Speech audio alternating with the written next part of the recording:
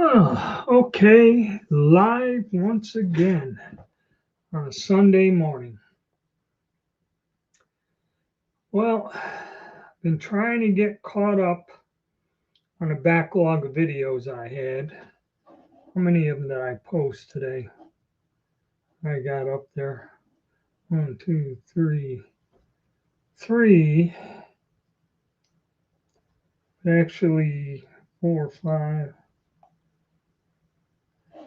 Got about 5 of them starting yesterday. I got caught up.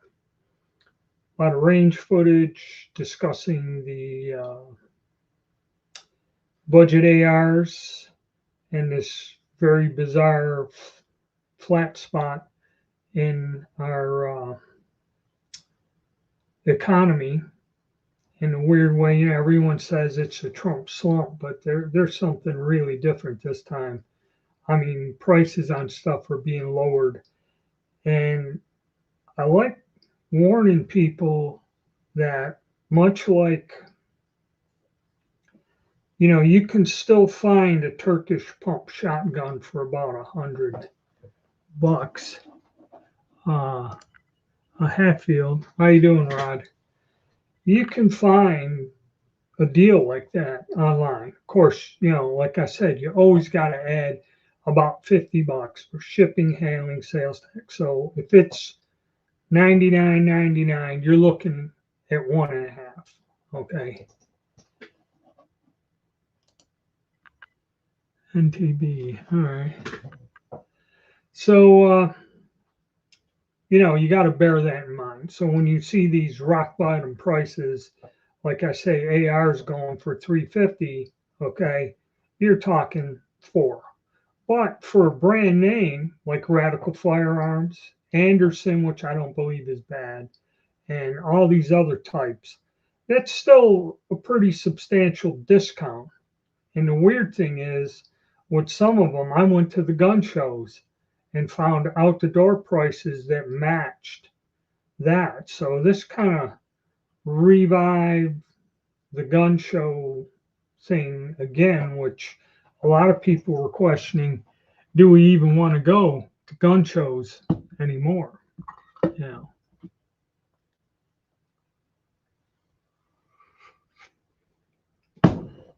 So, sold 2 guns yourself, huh? Well, I'm glad. I seen the ones you picked up. I've seen several of them that you were talking about. Then the messages you sent directly to me with the firearms. And you're getting some nice stuff. There's some nice stuff there that you're dealing with. That's in the side by sides and that. You picked up over last year some pretty nice pieces. I know you sold a few things also, kind of made out okay in that, but that's just the long and short of it. Collectible stuff. Hoping to catch the October show. Yeah, all right. I don't even know what I got going on here in North Carolina. Let me look.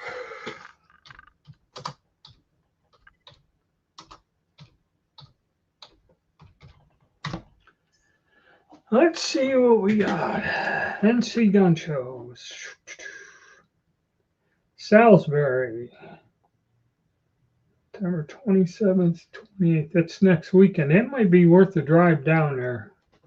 It's the 20th. Salisbury's a good one. New Bern's too far away.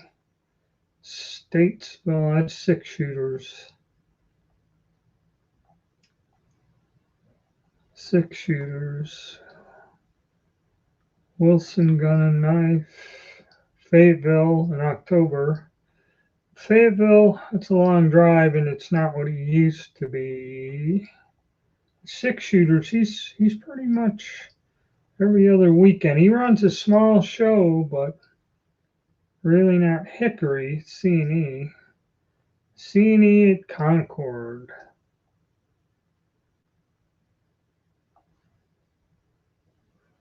C&E at Fayetteville, Concord, and Hickory.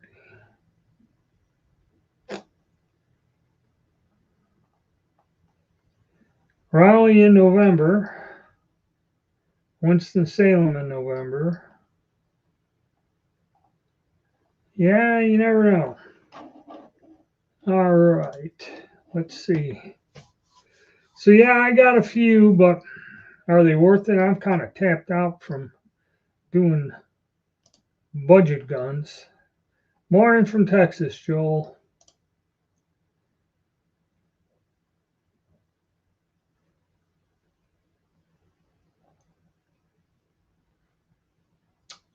Yeah, but he is using his French Foreign Legion name, so I don't know. Maybe you could.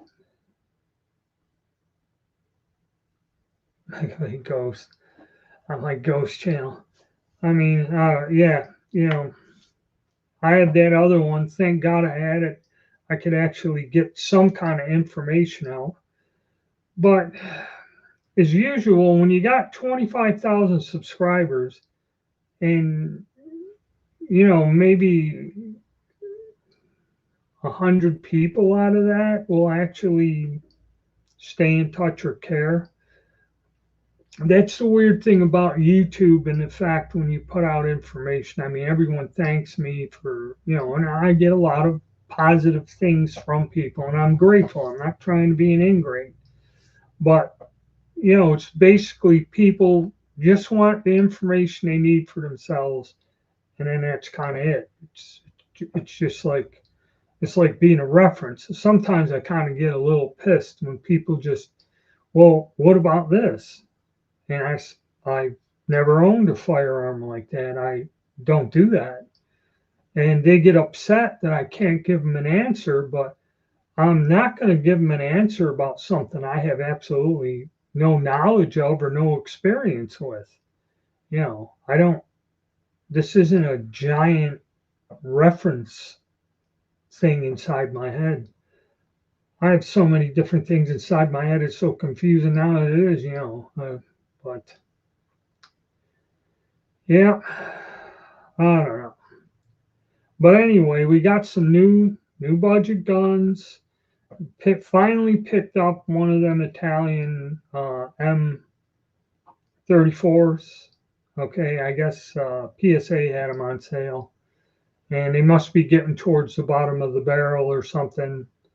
Because the new barrels for them are not available anymore. Morning and one place, yeah.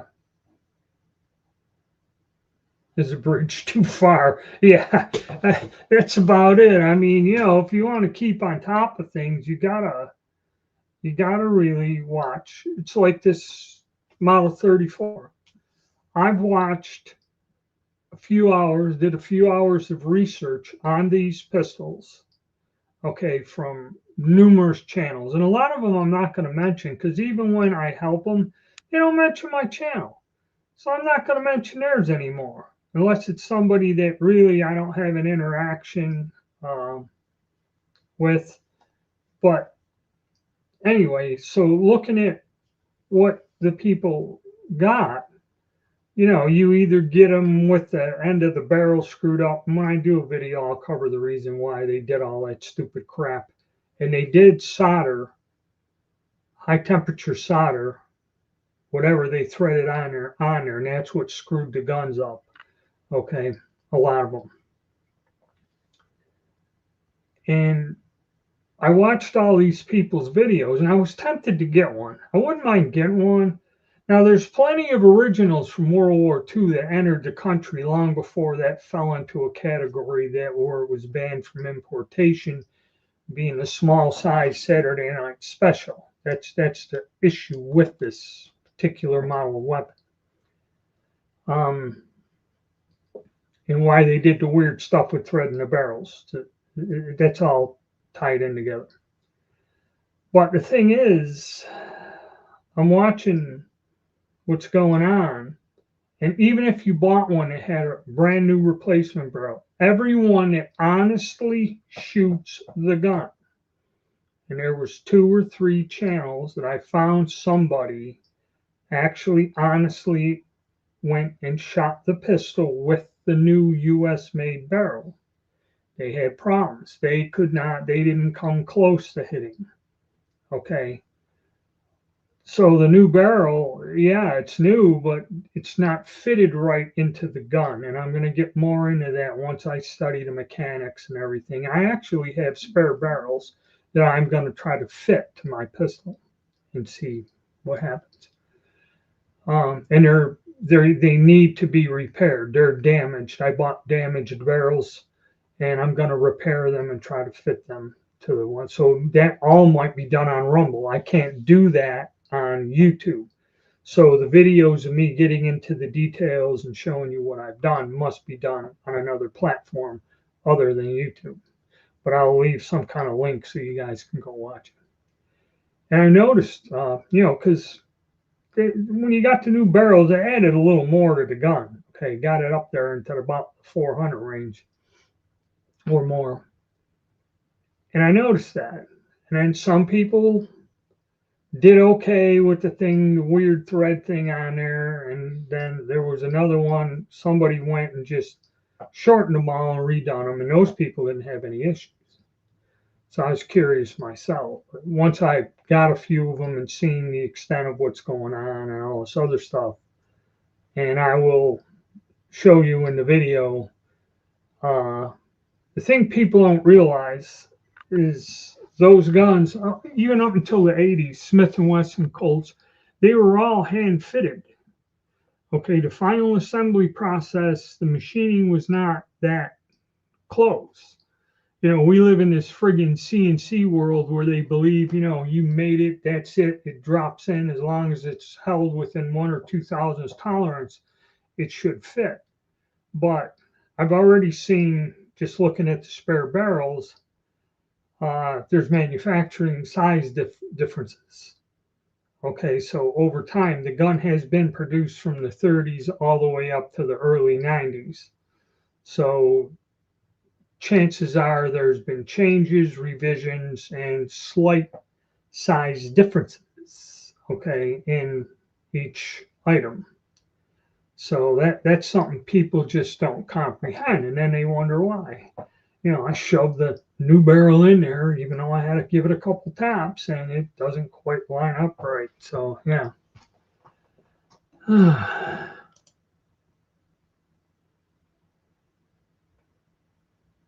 Yeah, I know, because they're modular.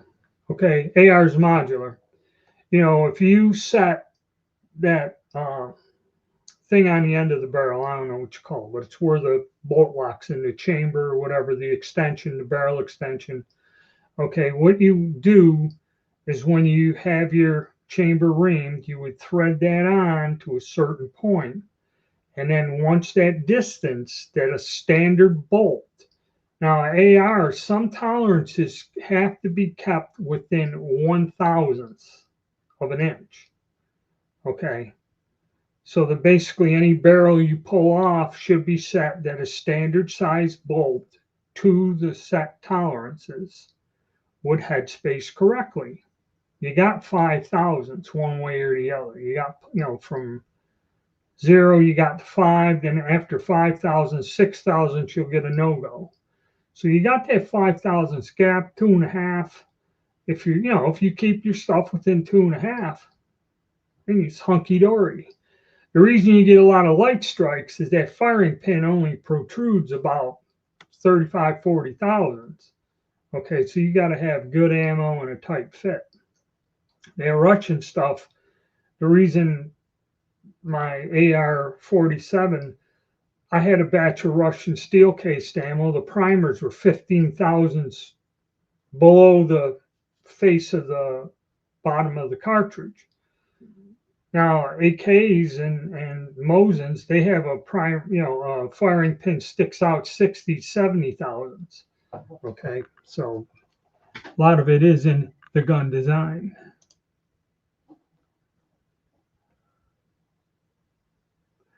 And keel.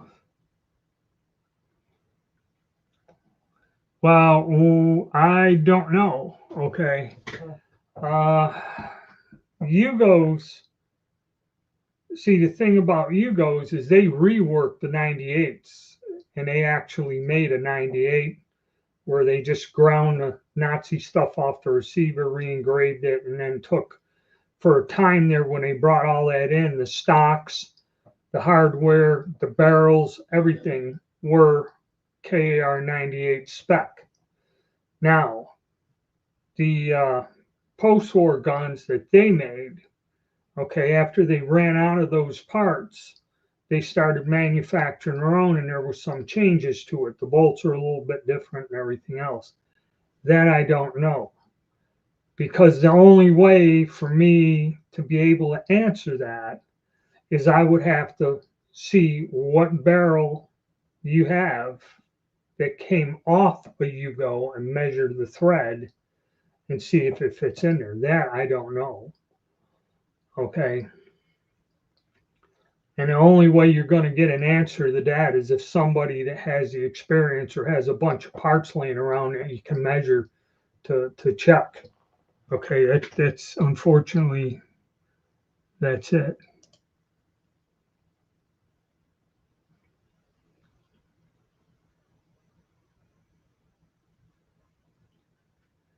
Yeah, I know, not mentioning names, but some of these, see, that's another weird thing. Some of these, they still offer those Italian M34s. Now, it didn't mean it came out of Africa. It meant that whenever they dumped these things out onto the market, they kind of latched onto them. And also, I found out that this exporter of these things from Africa also are closely tied to another place online that I bought from. I see a lot of these guns ending up on their website. And this is where I also got the barrels, because I guess when you bought a pistol with a new barrel, they always put the old barrel in there in the box with the gun. And then when I got to this one place, they pulled all the old barrels out, and now they're selling them. They cost me $25 a piece to get these barrels. But now I can try to figure out how close they are, or do they drop in, or do they have to be worked on to make them go.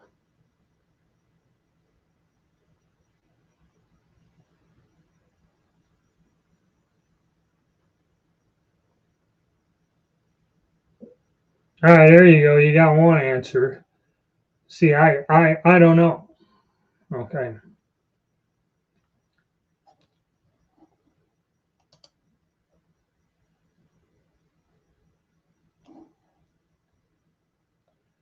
Yeah, Sarco does make new Garand and probably M98 barrels. So that could be a solution.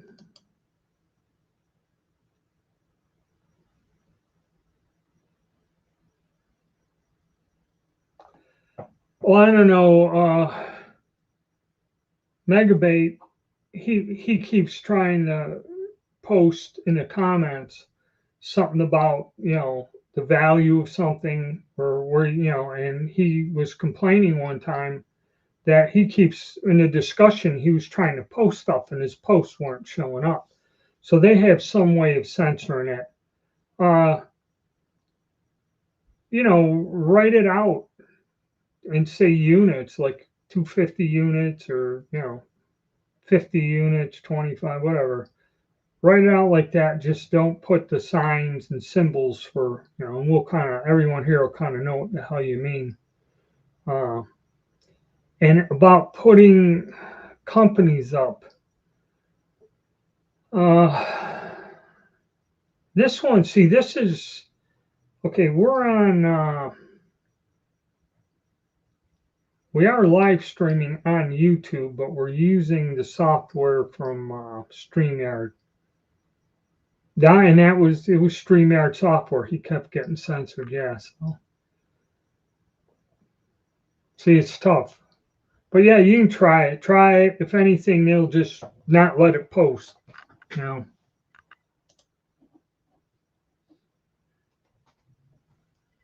I'm not sure. It's bullshit.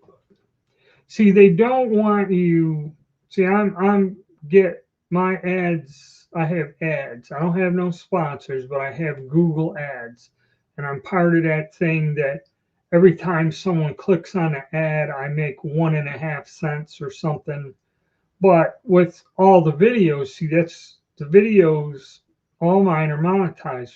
All the ones I made for the past 17 years. So there's thousands of them that are monetized. So even though it's only collecting 1 cent, 2 cent a month or something, it does add up. Well, these people are being asses about it that if I'm getting something for them, I can't promote any kind of gun deals. And it's kind of like, sadly, what happened to Hickok 45 is they came back and said if the person that sponsors your channel, if their business, even, and some of these companies are big. If you got a big company selling a whole array of stuff like sporting goods, they could be selling motorboats, whatever, handguns. If they were selling binary triggers or some other stuff, that they forbade that all your videos, and they pulled his whole channel down. That's why when you see whatever he does now, I don't even know if he has ads on it or not, but there's no sponsors, and he doesn't mention sponsors. He had 2 or 3 large companies, and a lot of the firearms that he was shooting were loaned to him by said company. Okay, that's why he can really get like the newest, greatest things and get a bazillion views, is because somebody's letting him, uh, you know, do it. There are 100 M88s for just M88 rifles, or is it M98 rifles? And is that from our friends, the how could I put it? The monarchy felines there.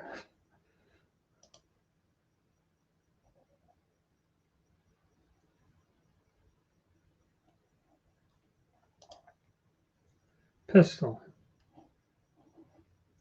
Oh, M80 pistol. Oh, okay, yeah, I know. That's the one that looks like that's the 9mm. M88s are the nines that look like the Tokarevs. It's a Tokarev 9. I remember them. They're a neat gun. They're heavier than hell. I mean, I seen one in a gun shop. It's like a damn boat anchor, but they were inexpensive. They were nines, and I can't remember if we ever reviewed them. That was a big thing at one time. But $2. I have to look that up. Let us take a gander.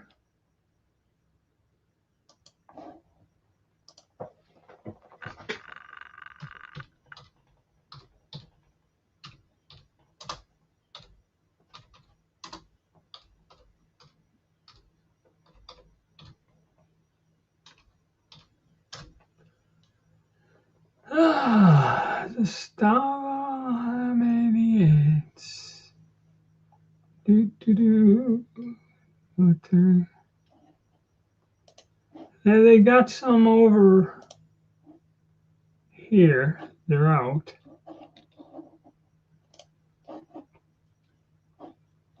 Yes. Okay.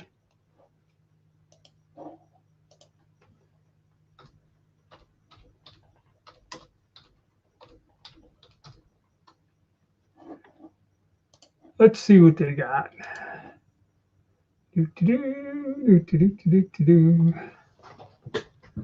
We'll look it up. Should be CNR.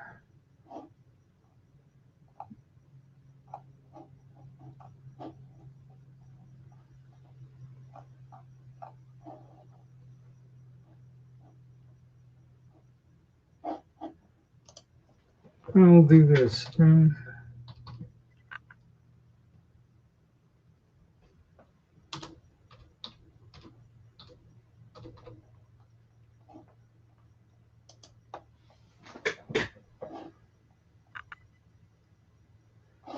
Yugoslavia there. Okay, nothing. All right, I must be mistaken on where. I know Atlantic had them. There he is. Good morning. Arms Unlimited.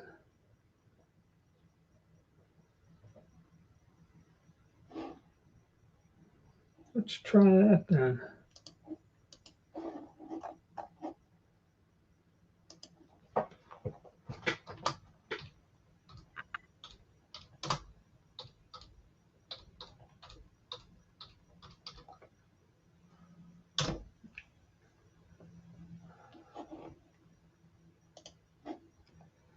Calling that up. All right, Arms Unlimited.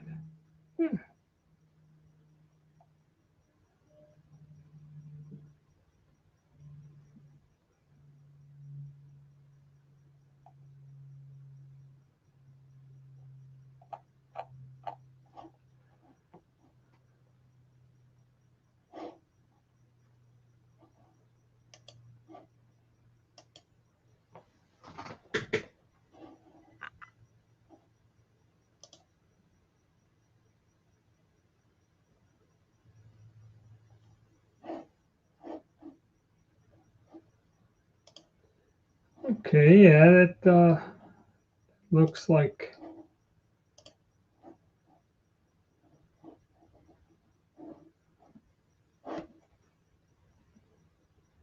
Okay, they're in Nevada. All right, got that.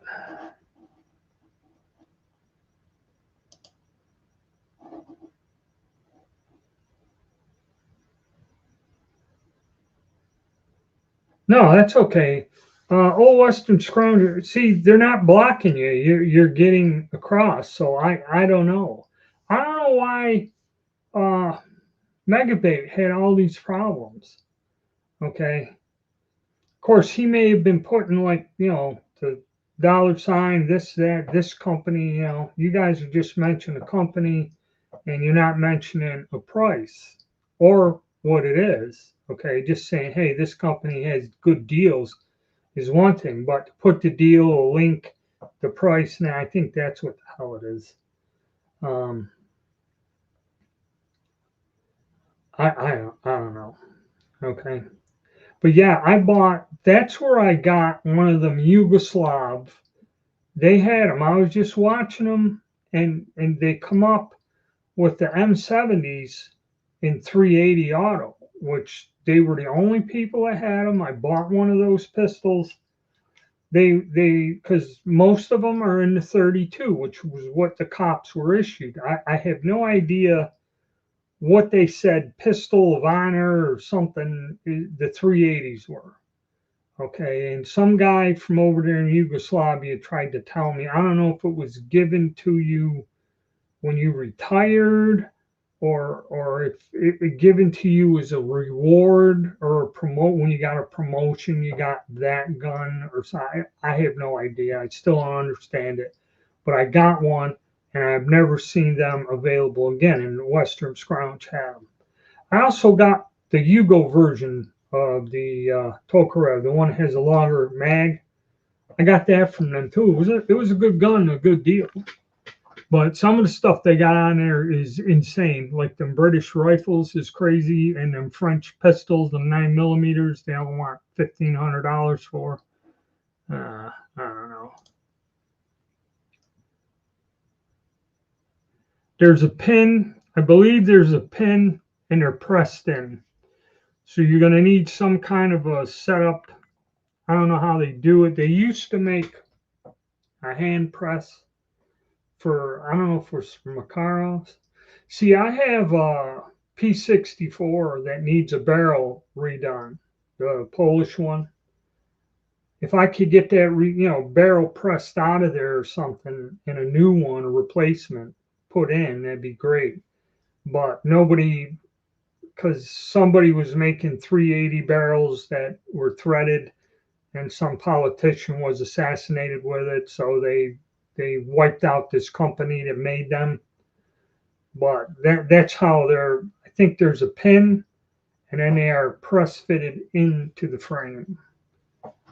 They're not soldered in place. And that pin is it's small.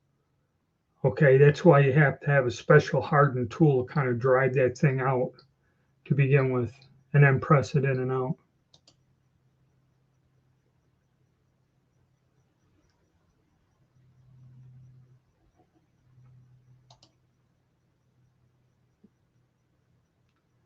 It should be, you should be able to see it in there. It goes across, you'd be like right on the outer thing. It's going to cut a half moon into the barrel. So somewhere on there, when you pull it apart, you should see where it looks like there's a pin driven into that part that the barrel is pressed into.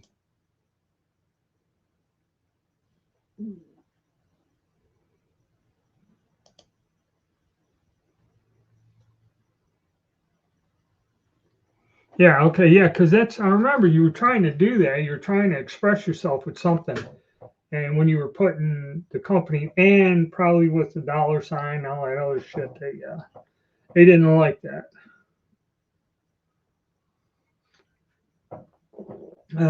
Ooh. Yeah, but I got one of those, so now I got something to toy with. And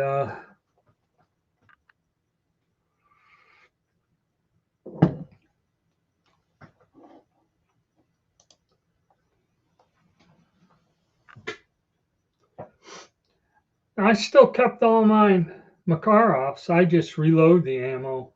Okay, now myself. It used to be dirt cheap, and I still got some of the old stuff. I think there was a friggin' box of it here somewhere. I have no idea, like I said. But, you know,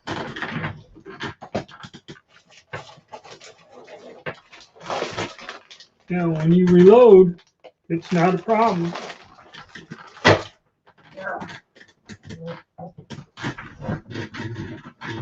Because whatchamacallit makes the bullets, or berries, makes the plated bullets. That's all I use, and bullseye, and away we go.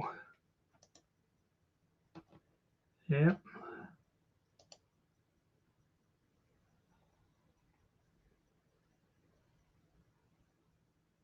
What kind of grief are we talking about?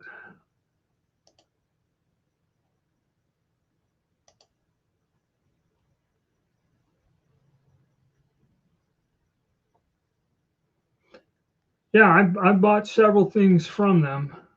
Uh,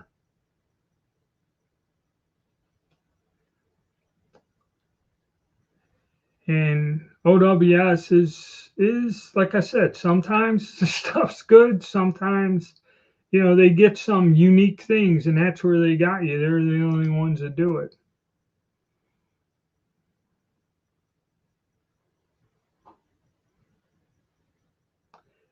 Yeah, I really don't think it's kind of like people said that. I forget. Tula Mosins are better quality than Izhevsk. In Russia, everything's made to the same standard, no matter who does it. Uh, you know, um, so you don't get. Hold on a second. Yeah, so I really don't know. I never had one. I knew they had a few of them. I remember when the East Germans sold everything. Okay, I had boots. I still have gear and magazine pouches for AKs. But I don't know if there are any. I know they bring a higher premium. Okay, uh, but yeah, I see a few of them come up on auction too. Did you make out on the deal? PSA, yeah, Toker, but I don't know about some of them guns. I heard are pretty beat up. And I had a Chinese toke that I sold, but kind of didn't get into it.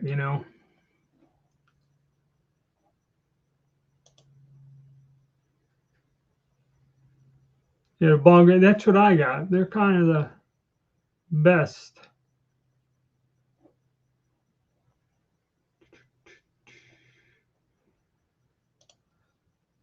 Loss of longest and closest friend.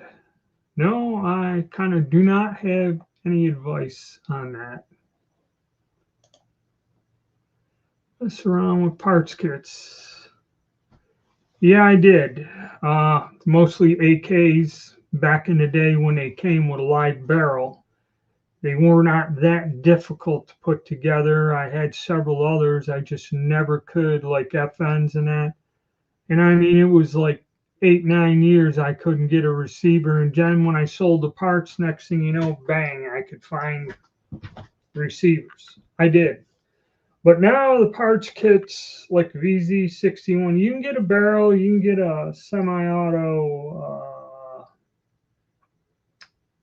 receiver made up, and I guess something like that would be an easy project to make a pistol out of because you get the barrel, the receiver, and then modify the parts a little, and away you go.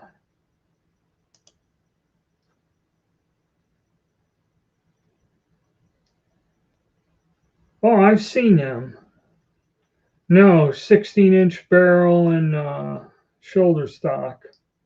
Yeah, I don't know, and I've never seen or heard. I think I seen somebody shoot one of them in a gun magazine and write an article about it, but that was a very long time ago, and it was in a gun magazine. Yeah, Makarov's easy to reload with, and that's actually what I'm using is Lee dies.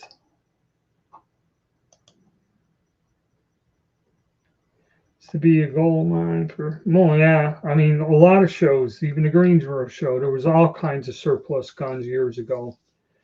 From small dealers used to pick up. I remember a guy had two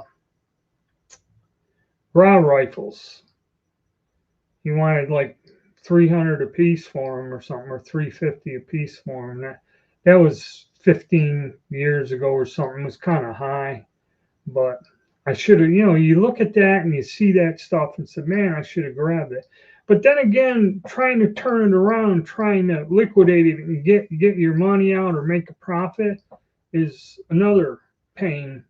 You find that on the opposite end of selling, it's very difficult to find somebody to give you those big time. I think we all made out. Yeah. Yeah. Yeah. I mean, sometimes you make a choice. To me, Makarov's a Makarov. The only one I had, I bought a nice Bulgarian one years ago. The guy had a whole pile of them. Okay, and those were the most common ones. The East German ones, there weren't that many. They went quick, and the Bulgarian ones still are the ones still coming in, and they even refurb them and rework them. Yeah, you can get some. I remember all the East German stuff. Sportsman's guy. Yeah, like I said, it was there. Let's see.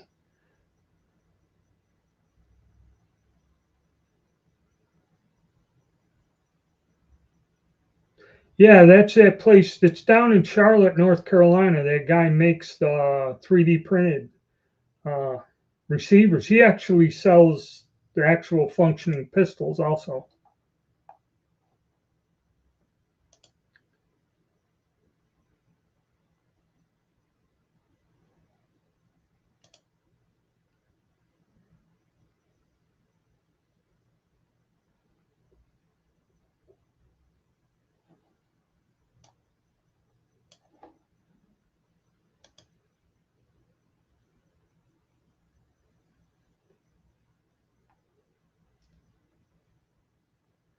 That's yeah. If he does that, that's cheap for 60.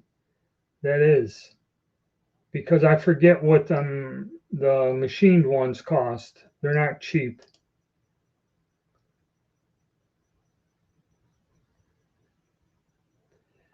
I never fooled with them. When I worked for my cousin's company, uh, he used to get them in there, and I've handled, packaged, and shipped hundreds of the things. Okay, and they had the green NCO swords or something. I guess the U.S. military, when they were there, carried them. It OD scabbard, pretty simple, basic saber. And then I've seen some of the officer sabers and that.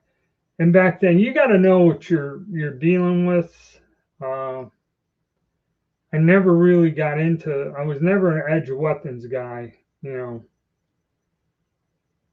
And they were around, and this is going back 40 years, talking late 70s, maybe 50 years, late 70s, okay, early 80s. I used to handle a lot of that stuff. You could find it fairly easily.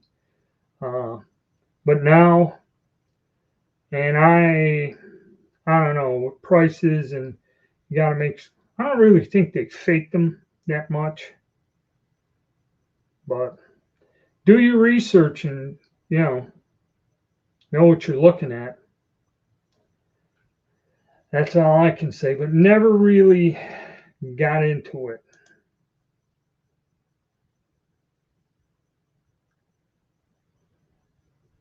Oh, New Jersey legal. Yeah, that could be something different.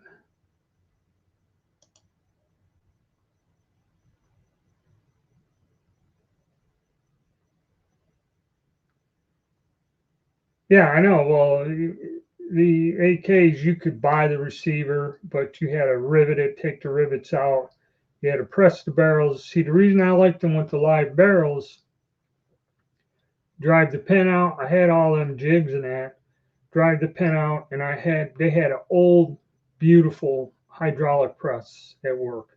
That I mean, the valves and everything, they didn't make them like that anymore. I could squeak that down and squeak them barrels back and get them in within the thousandths without damaging them and that was the key to making it. Um, yeah, it depends what kit are you talking about. Some are easier than others. Okay, and like the Setmes, the G3s, you got to go and bend that, weld it. Then you have to straighten these things, and then depending on where you get them flats from, a lot of people get stress cracks in the folds, and there's a lot of things that can go wrong.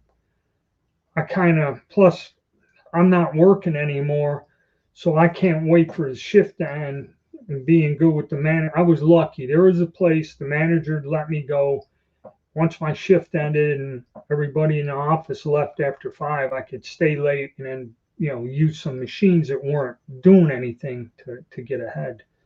Um, but I don't have that opportunity anymore. So kits are tough, and without the live barrels and that, it's an awful difficult uh, thing to do. I mean, granted, the popular ones, you like the Scorpions, you can get barrels made. The barrels are right there. It just kind of adds to the cost.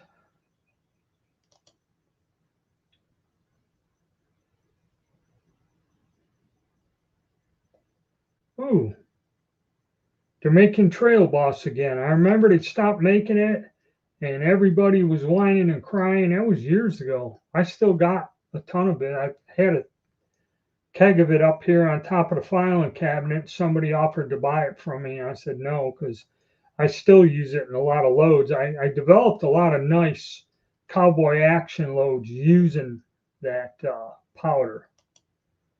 45 long Colts, all that other stuff. Oh, we got a ton of comments. Let's get caught up.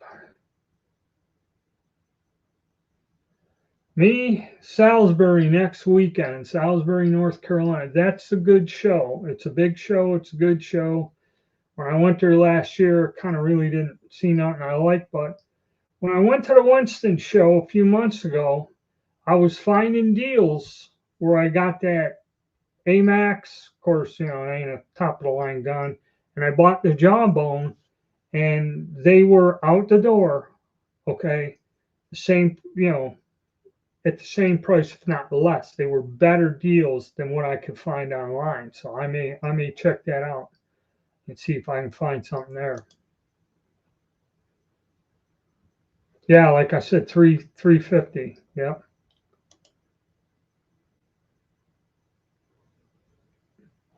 Yeah, I mean, yeah, you're talking about a $300 difference, yeah, I can see that. M63. Okay, one of those.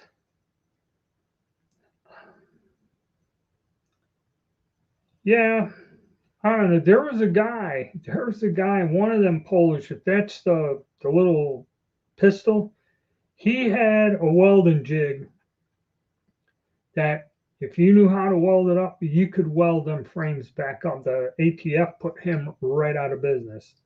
You could more or less, if you had a good welder, which I got two or three of them that I can, you know, count on and explain to them what to do, uh, that might be all right. Mac 11 kits, AR.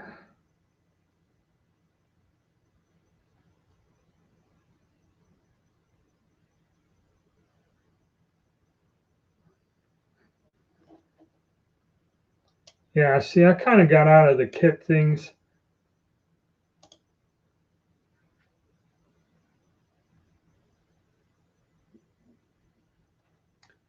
Yeah, see, then sometimes they really damn.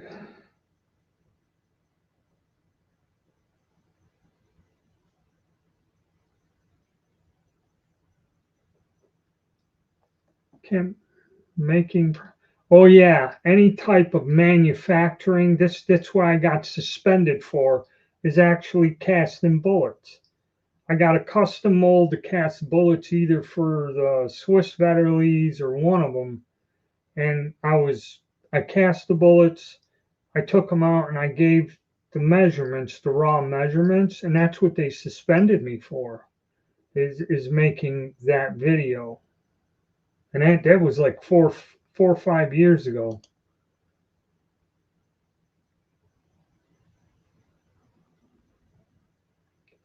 Yeah, you got to know how to weld. You got to know how to machine. Uh, and they don't have the videos where these guys show you step by step how to do this. Like the AKs, I bought a whole pile of flats, 40 of them, but I had hydraulic press and I would fold the things up. I bought the kit for the jig. I would fold the flats and then I would take the flats and I had a spacer. I put them in a milling machine and I would just mill them by hand. I figured out all the dimensions. I do the cuts, scrape it, and then you had for the side rails or the internal rails, you would tack weld them. And there was a company that made, you took out the tack weld thing that come from Harbor Freight and you put these two prongs on there. And if you got it clamped down and locked up, all you had to do was get one or two tacks on there, and then you tack welded them on, uh, and you got it. I mean, you start cranking them out. Yeah, invest some money, but once you learn it, but see now that's all right. If you start making videos showing this, a lot of times they'll get pulled down. Videos showing how to do the actual assemblies.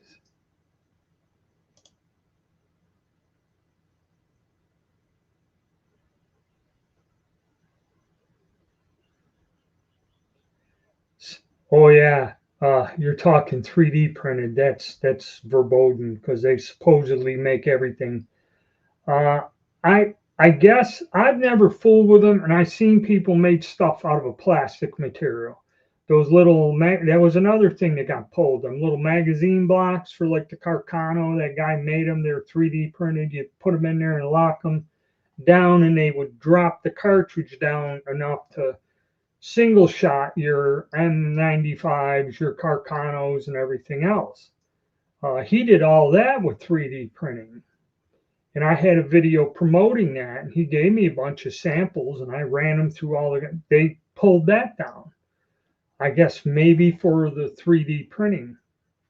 But I do know my brother does some kind of work or some shit. They do make stuff out of metal, and he said they got it to where it's so precise, at least this machine that they have, which is probably the latest technology, that if you program a threaded hole, it 3D prints the part with threaded holes in it that actually hold the bolts.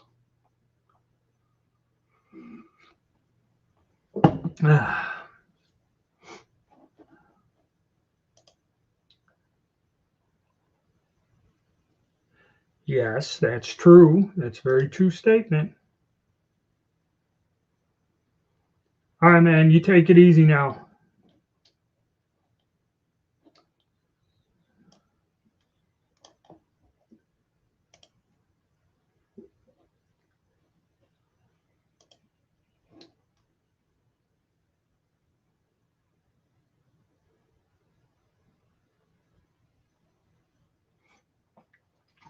Yeah, I guess you can, because the only thing they have restrictions on is like ISIS execution videos, things like that.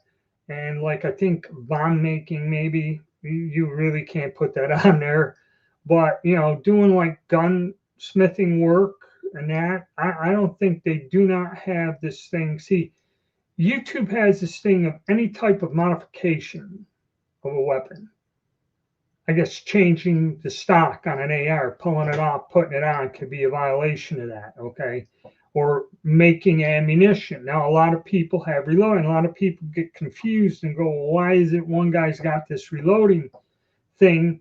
But if I put it on there, these restrictions, if you are an AdSense partner like I am, then they're not going to let me benefit from getting anything from Google if I am promoting or talking about uh, firearms and modifications, ammunition.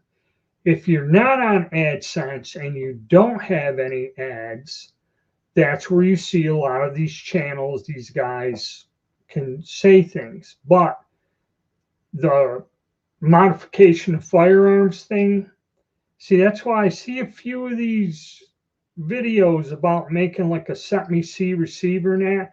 But if you look at them, they're like 5, 7 years old.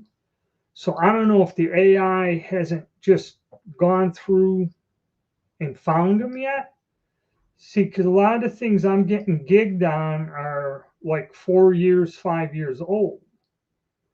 Okay, maybe eventually these videos will be removed. But yeah, on like if I wanted to say liquidate some things, be it reloading components, or even I had a friend that had a huge pile of AK board bayonets that he brought back from the Gulf War. I mean, he had a giant friggin' box full of them. So being a member, I had a price for members. You had 2 weeks, make up your mind, get what you want. The next thing you know, they went up a little bit and they were offered to the general people and, out to the public. But I had to tell you about it, show you it, and then you went to Rumble and I gave you the details on how to, end up getting one. Okay, I could not do that. At one time on YouTube, I would just go and once a year, I would clean out the reloading bench. I had dies, I had brass, I had all this stuff. Or if I went and bought like a humongous lot of reloading equipment, because a lot of times these people want to be a pain and they want you to buy all of it. Manuals, the whole 9 yards. So you got to lay out a chunk of change. And I got 4 or 5 boxes full of stuff, some of the stuff I could use. And actually, I liquidated enough of the stuff that I broke even. I kind of kept the components I needed and a few dies I needed. There were like 4 or 5 sets out of I think there were 20 sets of dies. Okay. And I just showed them, said what I needed for them, and it gave my email address at the bottom, said email me, we'll discuss it, first come, first serve. And I liquidated all that crap in a matter of weeks, and it was all done on YouTube. Okay, and that was probably 12 years ago. But now, if I tried to do that, if I tried to sell you anything involving a gun, a holster, a light, anything, any accessories, that they shut the channel down. Okay, or they fuck with you over it.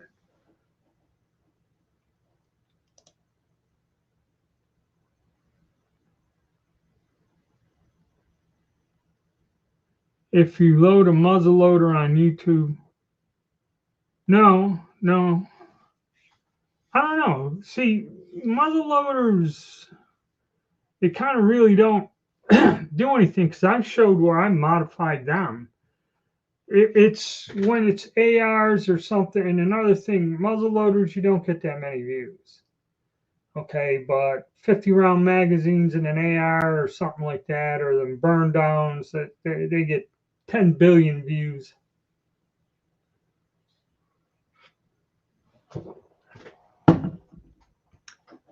Yeah, I really don't know because it's been so long. I used to watch the guys do the matchlocks and muzzle loading, and there were some people that tested the accuracy of a smoothbore musket at different distances. I'm not quite sure.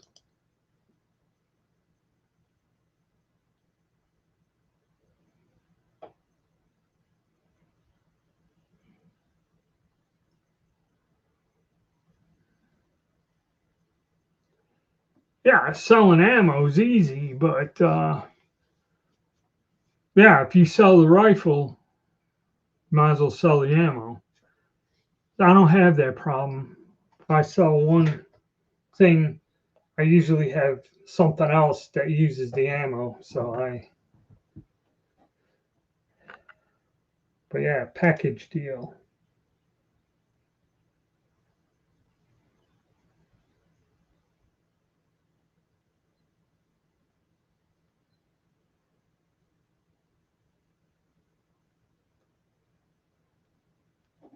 Deal served up.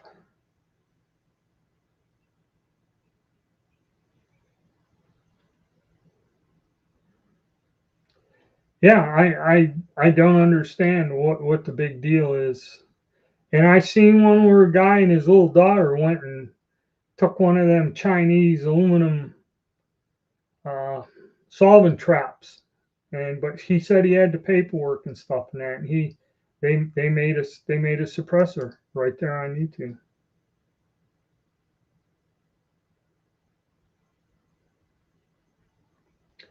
It depends. Okay, I mean, like bullets, you go find them, all the odds and ends is one thing. Brass. Now reloading dies, I had a set of dies. I got them kind of for free on a deal. They were Lyman dies, and somebody left them somewhere and they got rusted, and I didn't know. And I looked, and what it was is there was some corrosion on the sizing die for something that whenever you put a cartridge up, it would scratch it. And I tried cleaning that stuff out and I tried cleaning them up, and it didn't work. What are you talking about, like powder and primers?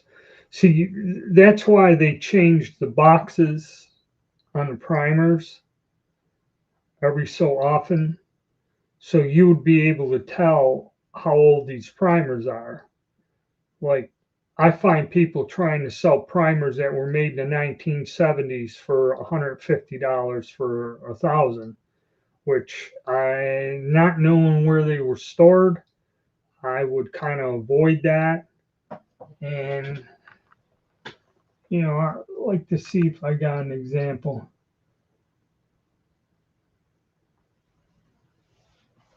Yeah, they change it so you could tell how old they are. Um, it's a tough call. Powder too, another thing. If I knew the person and I knew how he stored his stuff, and I knew where he kept it in the house. Like I've been over reloading with him. There's some people I wouldn't be afraid to buy a half pound of powder or half a jug. There are some people, and you see it at the gun shows or something, and it's all covered in dust and everything, or the flea market. Like you don't know where the hell the guy got the stuff from. I had a buddy who tried selling that, and they're like half empty or got 2/3 left in it, which that right there, you never touch open powder. Okay.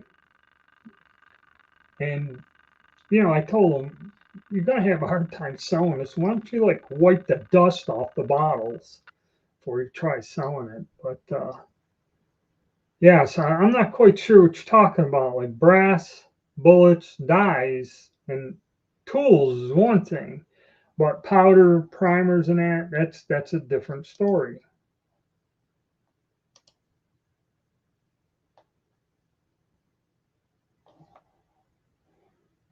The video loading. Man, it was posted. Yeah, I don't think that's not making ammo. That's loading a musket. Targets for.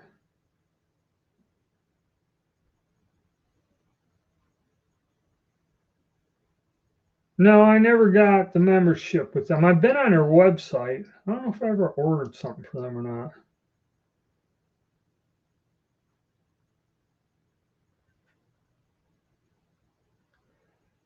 Now, I don't know how sealed powder in a can can go bad.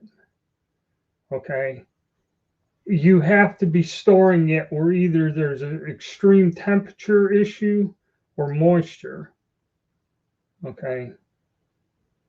Same with ammo. If the ammo is stored under the correct conditions, but you can have ammo that goes bad in a very short period of time if stored in the wrong conditions.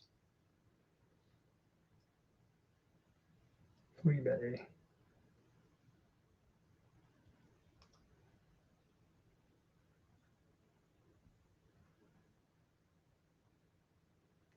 Yeah, you can find dies real cheap either at a gun show or even online when they're not moving or something 45, 65. It's an oddball. I knew a guy come up to me in a gun show and was asking me for one of those calibers. Do you have the ammo? And I said, that's so off the wall. There ain't nobody gonna stock that. You know, one time in 15 years, somebody asked me about one caliber.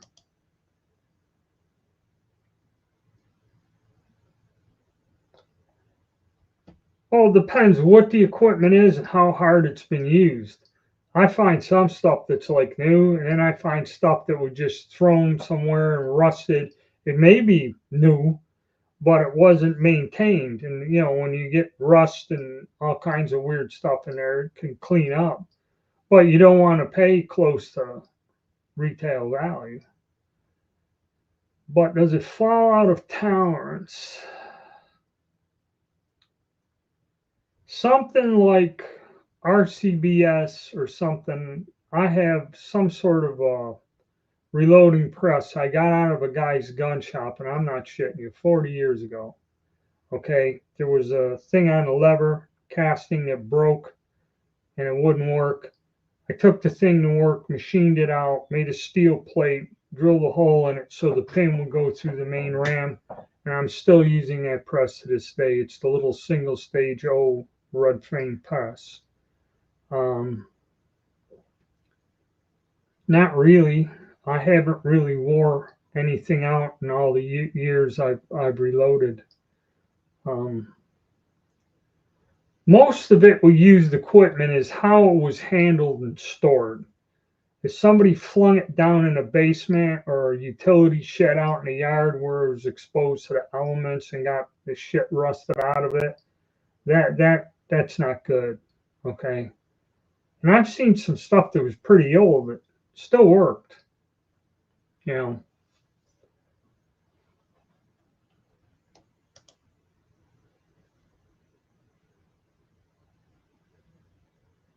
All right.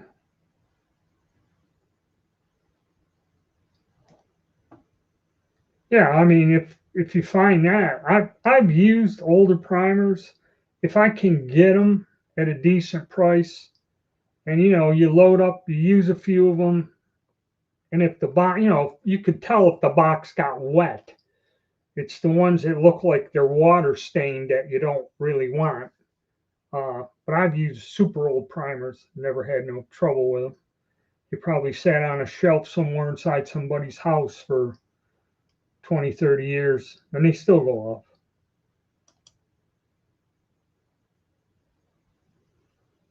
$3,000 some. Huh, that ain't bad. That ain't bad at all. All right. Yeah, I'm starting to get back by popular demand, and everybody asks, so I kind of changed my schedule around so I can do it.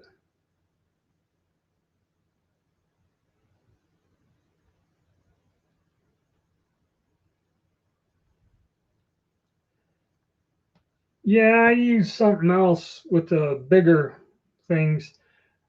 I use the Trail Boss with handgun calibers, 4440, 45 long Colt, and that I've used it, and that was about it. I never really developed it. 4570s and that I still use accurate 477 whatever. I use that for all my rifle calibers because I use that smokeless powder. Trail Boss does burn fast, so I don't know. In handguns, like if I was going to shoot some really old pistols, like Colt Lightning or something, I'd use a Trail Boss then. But there's load data that you could load whatever. I know people load just about anything and everything with the stuff. They love it. But my experience is mostly with older handgun calibers.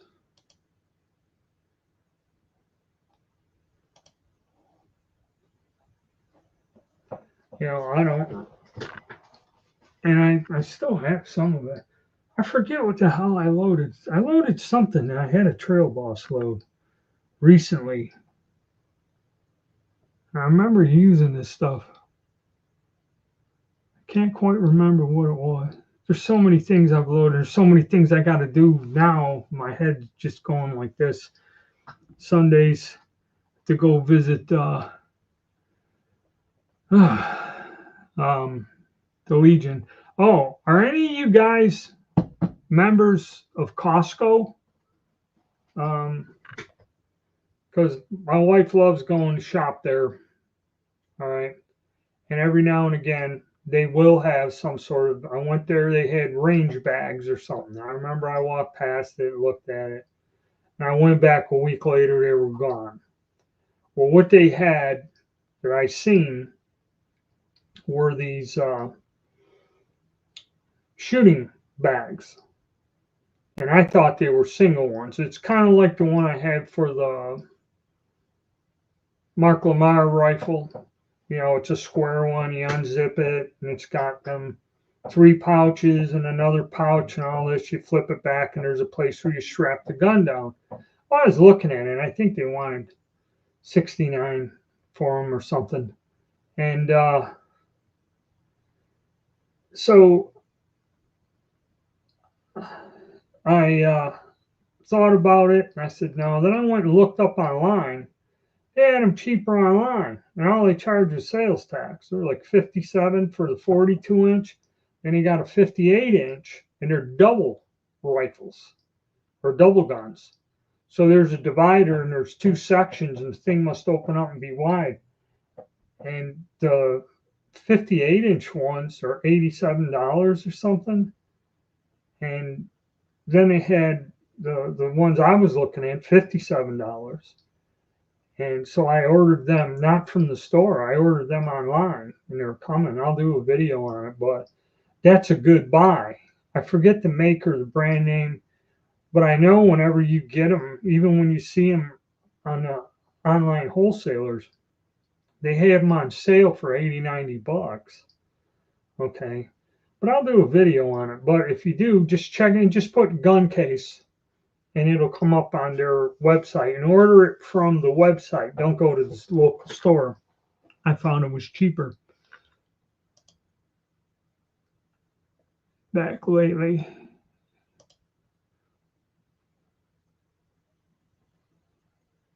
Oh yeah, yeah. That was screwed up. But see, I get my medication from them, and it does save me a ton of money when I go there.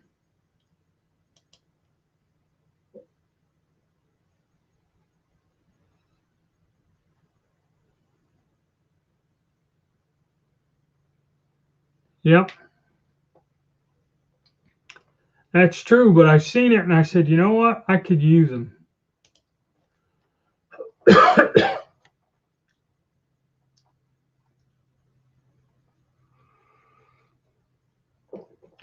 Yeah, I know. I mean, Trail Boss was extremely popular, and I know people that loaded all kinds of stuff for it. And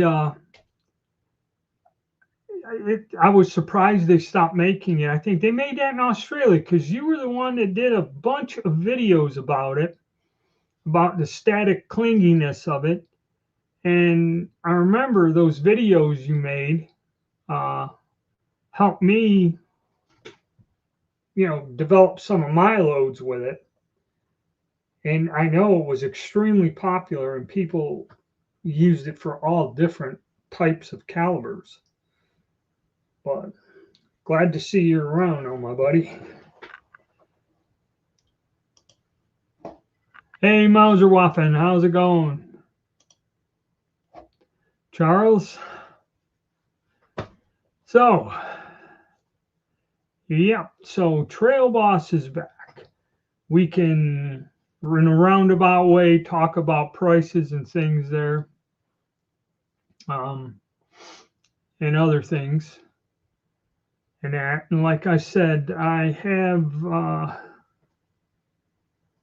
some new guns that I'm going to do, and I'm going to do an in-depth study on that Beretta M34 and try to get some barrel swap outs in there. Let's see what else we got going. Static and powder seems like a dangerous combination. Yeah, well, it's something about the way that Trail Boss, them round loops, kind of clingy when they, and you got to watch for powder that bridges.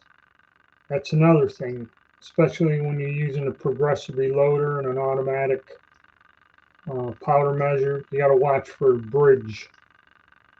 So that's why I load with blocks and I double check everything. That's why I never get a squib. I just take my time and go through the process.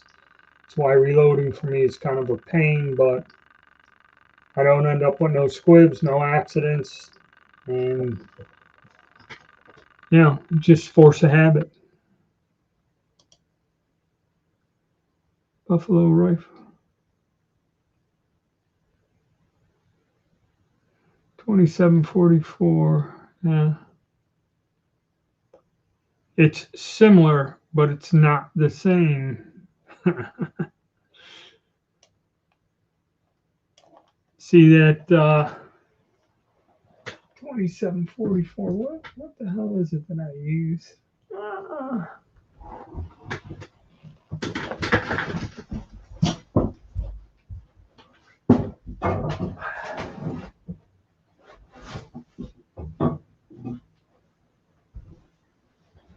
I think you meant, I want to get it right, 5744. I've used that and kind of wildcatted with it in all of those old guns, the Dutch ones, the Verndels, the German guns. I can tell from the action and the weight of the bullet what powder charge to use. Okay, I don't recommend you doing that. It's just my experience in working with that powder. And I pretty much duplicate the black powder velocities and everything else. Okay, and the pressures are not that bad. I had somebody run it on software to give me pressure readings and told me it was fairly safe. It says it's way low pressures. So that's why I use it. But I haven't found any of it for sale in I don't know how many years. I still got some left.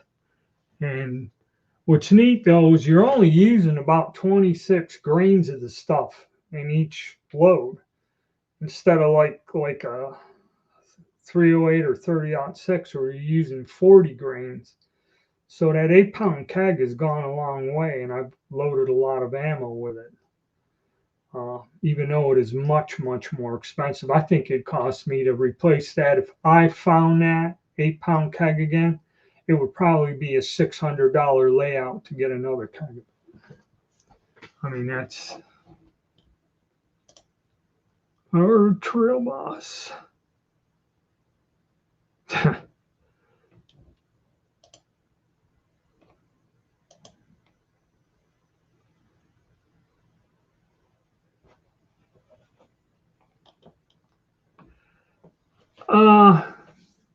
Hold on a second. I missed a couple here. I'll get back to you. It's almost an exact match. Yeah, but it's not. See, I've got years of experience with the other stuff. I ain't going to fuck around and hope that it works out without blowing up a gun. Okay. I'm confident, and that's why, I do it.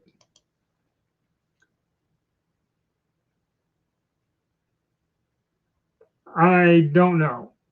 Okay, IMR I thought was up in Canada. They do put IMR loads in there.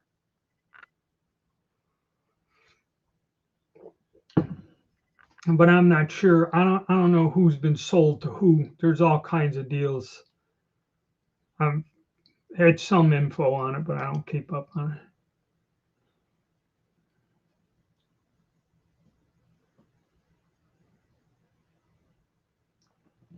It's kind of like, all right, we all say, oh, we love mill surplus because for a few $100 you could buy something at a gun show and it's no big deal. And I was always able to afford a few $100 here and there, for something different. And now it's just the reason I buy a lot of these things and test them is they're not expensive. Okay. I have bought some expensive thing when I bought those. It's just they lowered the price on the Century Arms, that G3, the Mark Lamar. I thought it was unusual, and I wanted to grab one of the Set Me L's and a Set Me C. I kind of miss having them. I used to have an HK 91 and 93 years ago. I regret selling them, but in life, when things get tough, what are you going to do? I sold them for way more than I paid for them. And if I kept them now, we're talking something that costs, I think it was $500 some is the retail on them. I think they go for $4,000 now. Okay, used. So it's one way of looking at it, but I did sell them for more than double what I paid for them. So when I needed the money, so that's just the sad thing about it. It's kind of nice to have them guns and shoot them a little bit. How long I'll keep them or what I'll do with them. Actually, it's got to the point where I have to start eliminating stuff. Because see, like the handguns, like when you buy like the little M39, you get one, shoot it a little bit, put it away, and the next thing you know, you got a whole giant safe full of these things. You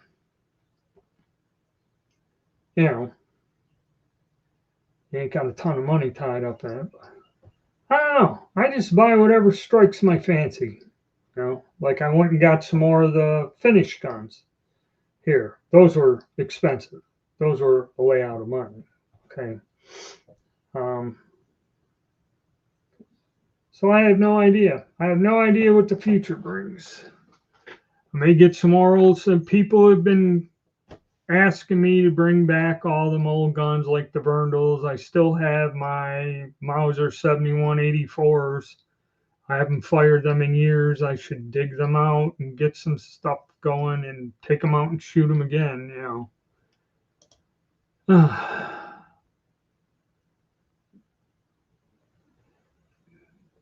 Do you know about 7-inch AR? Do you think it would be effective? Talking about a 7-inch barrel AR like the one I have. Uh, to me, with my disability, that weapon is friggin' useless. I cannot hold that still up against my forehead, shoulder, under my arm, or whatever. I mean, at 50 yards, it's probably 25 yards, I have difficulty hitting anything with it. So, in my personal case, okay, yeah, if you want a little compact AR platform for whatever reason you would need that, okay, other than a 16-inch barrel carbine with a collapsible stock, uh, you know, I don't think they're very effective, a lot of these pistols, especially one of those 10 or 12-inch barrel and 7.62 by 55 or whatever, and 308 pistols. I don't know what you would do with that, really. The control on that, I don't know.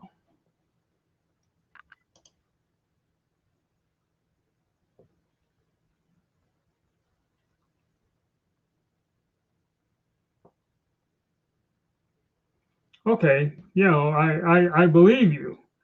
The thing is, I prefer this powder. The powder works. I'm not saying that the powder you're using doesn't work or doesn't perform on the same level. I just know that, and that's what I use. You know, I'm not trying to say that it's not good or, doesn't work. It's just I feel comfortable with something I've used a lot of. Uh, and it's not that there could be something that is more economical and works just as well. That's not what I'm trying to say. I just I know what it does. That's why I use it.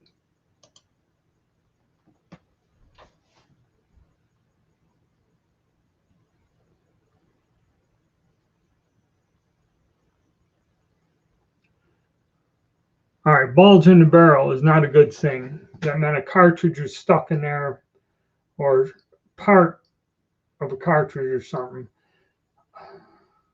Most of the guys, usually you don't see bulges in barrels in high powered rifles. You see them in black powder guns, and that meant that there was either a ring of rust or an obstruction, and that's what bulged the barrel. Okay. Seeing a bulge in the barrel and in the gun, I have no idea. I'd stay away from it. Anything that has a bulge in it, just don't even.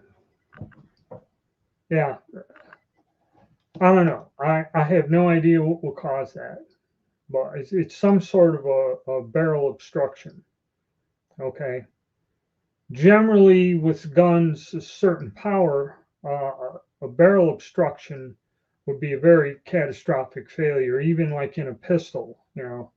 I've seen Glock barrels peel like a banana and stuff. All right. So how they bulged them, don't know.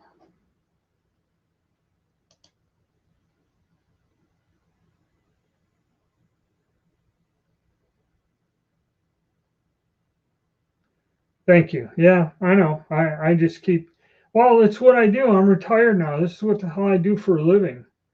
You know, I tried getting a job and they give me these jobs of like loading and unloading trucks. And I looked at the people at what the hell was the store? At Home Depot. I said to the manager, did you even look at my age? And what it was is nobody will do this back-breaking work. And that's why they gave me the job, because it's not. I said, can I work inside? You know, and they watch you on cameras. There ain't a single person in charge of you that talks to you, other than one of the people who've been there for a while and would ask me to come over and help put the security things on some products or some shit. You go in there all day long during your shift and you don't have no contact with management because they're watching you on the cameras. And they're like, well, you're really good with people. You explain how. I said, yeah, because I did this in my house. I know how to apply caulk to a window. I know how to put the little thing underneath your front door so you keep the draft from blowing out. I remember helping a guy sorting that out, and I gave him the right product and that, and they go, well, you're real good at that. I said, okay, put me indoors. Outside in the yard loading the truck, I ain't gonna make it. Well, give it about 4 or 5 months. I'll be dead by then. So yeah, I mean, this is what I do. Uh, Try to make it good. Try to get something out of it. There ain't no fortune. I ain't driving a Maserati or living on the French Riviera from my YouTube channel, but I try. I try to do what I can. All right, guys. I think I'm gonna wrap it up. Been here for an hour and a half. I thank everybody for their input. We got a ton of comments and even had Log Cabin Loon chime in. A lot of fellas showed up and we had a good discussion, a lot of good topics, and a lot of things going on there. So I thank you guys for showing up. And what I'll do is I'll be back again next weekend. And we'll do it again. All right. Thank you. And, stay tuned.